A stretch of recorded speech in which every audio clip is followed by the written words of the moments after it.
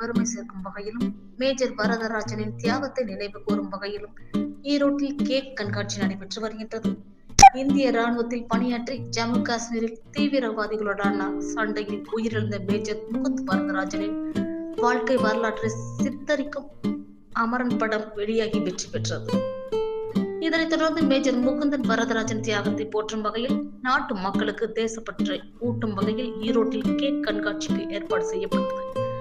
அந்த வகையில் மேஜர் முகுந்த் வரதராஜனின் உருவச்சிலை முழுக்க 30 கிலோ சாக்லேட்டை கொண்டு தேசிய அளவில் புகழ்பெற்ற கலைஞர்கள் 60 மணி நேரம் உழைப்பில் இந்த கேக் உருவாக்கப்பட்டது.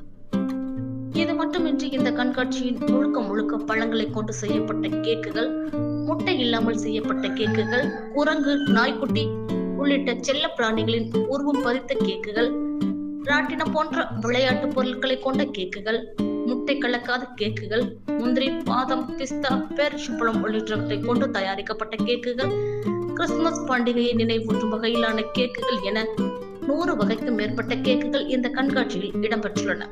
இது குறித்து கேக் வகைகளை உருவாக்கிய பாண்டி என்பவர் கருத்து தெரிவிக்கும் போது, இந்த கண்காட்சியில் பல்வேறு வகையான கேக்குகள் இடம்பெற்றிருந்த போதிலும் நமது நாட்டுக்காக உயிர் நீத்த மேஜர் முகுந்த் வரதராஜனின் உருவ வடிவிலான கேக்குகளை மாணவ மாணவிகளும் பொதுமக்களும் ஏராளமானோர் கண்டு ரசித்து வருகின்றனர். இதன் மூலம் நாட்டு பற்றியும் இந்திய ராணுவத்தின் அளப்பரிய தியாகத்தையும் மக்களுக்கு எடுத்து கூறுவதே இந்த கண்காட்சியின் நோக்கம் என கூறினார்.